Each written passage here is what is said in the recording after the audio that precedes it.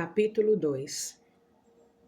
Se, com a tua boca, confessares Jesus como Senhor, e em teu coração creres, confiar em e depende da verdade, que Deus o ressuscitou dentre os mortos, será salvo. Porque com o coração se crê, confia em e depende de Cristo. Para a justiça é declarado justo, aceitável a Deus. E com a boca se confessa, declara abertamente e fala livremente sua fé, a respeito sua da salvação. Romanos capítulo 10, verso 9 a 10. Capítulo 2. O efeito das palavras no reino natural. Nessa passagem, o apóstolo Paulo destaca a verdade espiritual aplicada à salvação. Mas creio que é uma verdade que pode ser aplicada a outras questões também. A confissão da crença de uma pessoa confirma sua salvação diante dos homens, mas não diante de Deus. Deus já sabe o que está em seu coração. A confissão confirma a posição do crente diante do inimigo de sua alma. Ela declara uma mudança de fidelidade. Antes ele serviu ao diabo, mas a notícia que é dada agora é que ele mudou de dono. O estudioso bíblico W. Vine definiu duas das palavras gregas confirmar na versão King James como firmar, estabelecer, fazer seguro, e validar, ratificar, conferir autoridade ou influenciar. E a palavra confirmação ele definiu como de validade fidedigna. Baseadas nessas definições, podemos dizer que a confissão verbal firma, estabelece, assegura, ratifica e dá validade fidedigna à salvação. Em outras palavras, a confissão fixa a salvação no lugar. Proclamando o decreto. Proclamarei o decreto do Senhor. Ele me disse: Tu és meu filho, eu hoje declaro, te gerei. Salmos 2, verso 7. Assisti a um filme uma vez em que o rei baixou um decreto real. Ele decretou uma ordem ou lei e enviou cavaleiros para todo o país para proclamar o decreto aos cidadãos do reino. No Antigo Testamento, encontramos a emissão de tais decretos reais em Esther, capítulo 8, no verso 8 a 14, e no Novo Testamento em Lucas, capítulo 2, no versículo 1 a 3. No Salmo número 2, no verso 7, o salmista escreveu: Proclamarei o decreto do Senhor. Que decreto? O decreto no qual o Senhor proclama que ele, falando de Jesus, é seu Filho unigênito. Hebreus capítulo 1, versículo 1 a 5. A palavra escrita de Deus é seu decreto formal. Quando um crente declara essa palavra com sua boca, com um coração cheio de fé, suas palavras são pronunciadas para estabelecer a ordem de Deus em sua vida. Quando o decreto real é proclamado, as coisas começam a mudar. O plano de Deus, nossa escolha. Pois tu formaste o meu interior, tu me tecestes no seio de minha mãe, graças te dou, visto que por modo assombrosamente maravilhoso me formaste. As tuas obras são admiráveis, e a minha alma o sabe muito bem.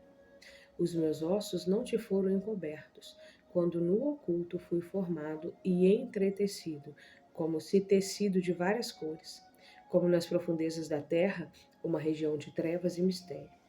Os teus olhos me viram a substância ainda informe, e no teu livro foram escritos todos os meus dias de minha vida, cada um deles escrito e determinado, quando nenhum deles havia ainda.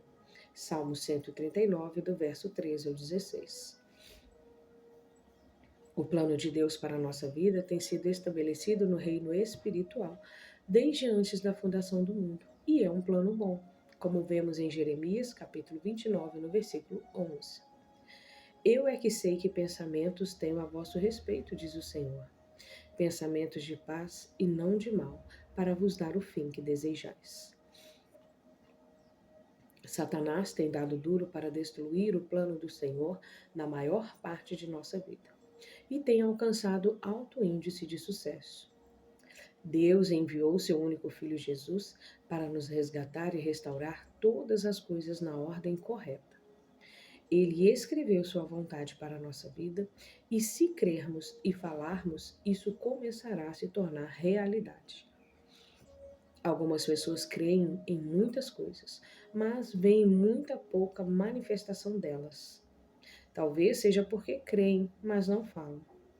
Elas podem ver algum resultado de sua fé, mas não os resultados radicais que experimentariam se colocassem a boca e o coração a serviço de Deus. Romanos capítulo 10, no verso 9 ao 10. Algumas pessoas estão tentando viver nas bênçãos do Senhor enquanto ainda falam como o diabo. Não devemos cometer esse erro. Não veremos resultados positivos em nossa vida se falarmos coisas negativas. Devemos lembrar que o que estamos falando, estamos trazendo à existência, penetrando no reino do Espírito e recebendo de acordo com as nossas palavras.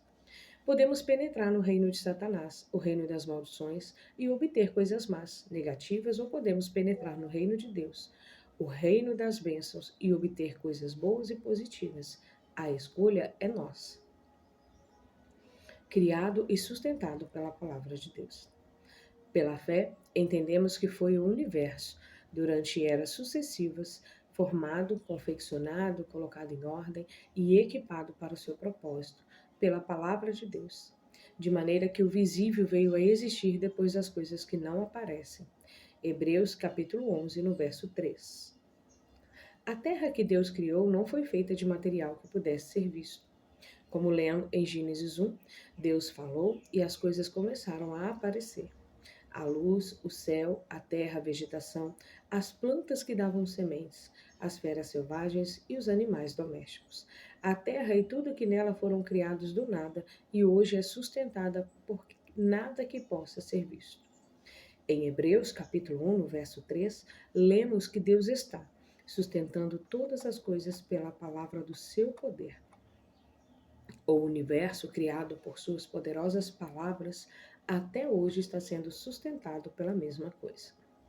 Você pode dizer, bem, é claro, Joyce, mas ele é Deus. Devemos nos lembrar sempre de que somos criados à imagem de Deus. Gênesis capítulo 1, no verso 26 a 27, e agir como ele. Faça o que Deus faz. Sede, pois, imitadores de Deus, copie e siga seu exemplo, como filhos amados, que imitam os pais. Efésios capítulo 5, versículo 1. Nessa passagem, Paulo declarou que devemos imitar a Deus, seguir seu exemplo. Em Romanos capítulo 4, no versículo 17, lemos que Deus vivifica os mortos e chama à existência o que ele prometeu e previu, as coisas que não existem. A palavra de Deus é sua promessa para nós, e devemos falar das coisas que ele nos promete como se já existissem. Não devemos esquecer o equilíbrio. Por exemplo, vejamos o caso de uma pessoa que está visivelmente doente, tossindo muito. Sua voz está muito rouca e o nariz e os olhos estão vermelhos e lacrimejando. Sente-se muito cansada. Um amigo lhe diz: Você está doente? Qual é a resposta apropriada que ela poderia dar ao amigo? Uma resposta cheia de fé, mas que também fosse honesta e cortês? Creio que parte da resposta se encontra no nível espiritual do amigo. Mas faça com sabedoria, porque sendo livre de todos, fiz-me escravo de todos, a fim de ganhar o maior número possível para Cristo. Procedi para com os judeus como judeu, a fim de ganhar os judeus. Para os que vivem sob o regime da lei, tornei-me como se eu mesmo assim vivesse, para ganhar os que vivem debaixo da lei. Embora não esteja eu debaixo da lei. Ao sem fora a lei, como se eu mesmo o fosse, não estando sem lei para com Deus, mas debaixo da lei de Cristo, para ganhar os que vivem fora do regime da lei. Fiz-me fraco, necessitado de discernimento para com os fracos, com o fim de ganhar os fracos. Fiz-me, em resumo, tudo para com todos, com o fim de, por todos os modos, a todo custo e de toda maneira, salvar alguns, levando-os a ter fé em Jesus Cristo. 1 Coríntios, capítulo 9, do verso 19 a 22. O apóstolo Paulo disse que ia onde as pessoas estavam com o fim de ganhá-las para Cristo. Além de nos dizer para imitar a Deus, ele também nos diz para imitá-lo. Sede meus imitadores. Sigam meu exemplo, como também eu sou de Cristo, o Messias. 1 Coríntios capítulo 11, no verso 1. Isso é importante, principalmente quando se lida com o sem conhecimento e sem compreensão espiritual. Se o amigo que pergunta pela saúde do outro não é um cristão, a resposta deverá ser diferente daquela dada a um crente. Por exemplo, se fosse eu a pessoa doente e me perguntasse sobre minha saúde, diria apenas: não me sinto muito bem, mas dias melhores virão. Ou poderia dizer: meu corpo está sendo atacado, mas estou pedindo a Deus que me cure. Frequentemente, cristãos bem-intencionados, mas exageradamente zelosos, que não usam de bom senso, têm afastado as pessoas agindo como crianças alienadas. Devemos nos lembrar de que nós somos crentes, falamos uma língua que o mundo não compreende. Seria impróprio, por exemplo, dizer a um não crente: bom, o diabo pensa que colocou uma doença em mim, mas graças a Deus não aceito, estou curado pelas chagas de Jesus. Esse tipo de conversa não mostra amor pelas palavras, pela pessoa que pergunta, principalmente se sabemos que ela não tem ideia do que estamos falando. As pessoas têm usado esse tipo de linguagem comigo, e embora entenda o que querem dizer, isso sempre me soa como uma bofetada. Normalmente essas pessoas são muito ásperas em suas atitudes. Estão tão empenhadas em obter a cura, mas não são sensíveis ao Espírito Santo. Não se importam nem um pouco em como suas palavras podem ferir a pessoa que se preocupa com elas. Como crentes, podemos rejeitar a doença sem escandalizá-los com uma resposta ríspida. Muitas pessoas pensam que estão em um elevado nível espiritual, mas estranhamente não mostram nenhum fruto do Espírito. Gálatas capítulo 5, 22 a 23. Principalmente o fruto do amor. O caminho sobremodo excelente que o apóstolo Paulo diz que não se exaspera, não se ressente do mal. 1 Coríntios capítulo 13, versículo 5. Uma vez que a fé se manifesta em amor, de acordo com Gálatas 5, versículo 6, duvido que a minha fé funcionaria e eu seria curada se fosse áspera com os outros.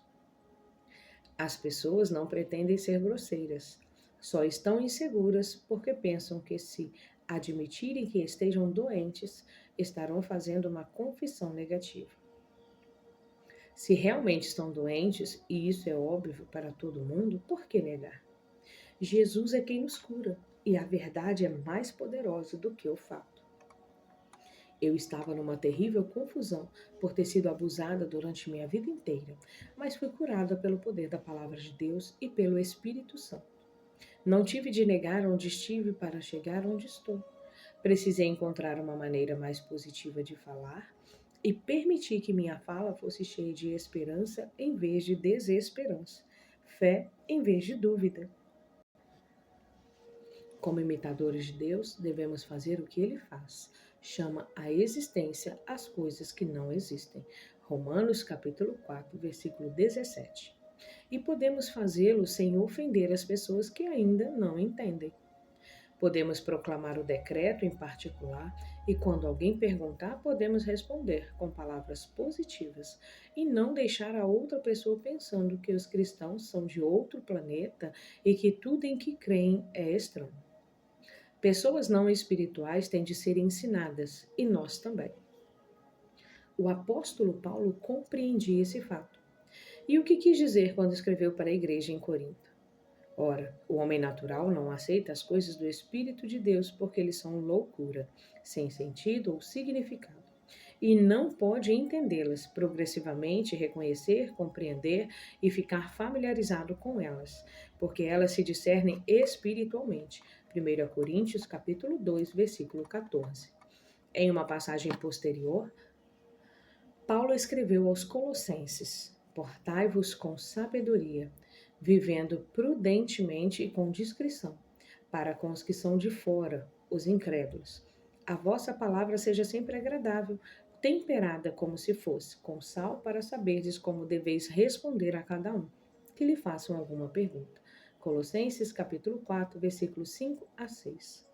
Em outras palavras, Paulo estava dizendo aos crentes do seu tempo e a nós: tenham cuidado em como falam aqueles que não estão no seu nível espiritual. Usem de sabedoria e bom senso. Sejam guiados pelo Espírito Santo.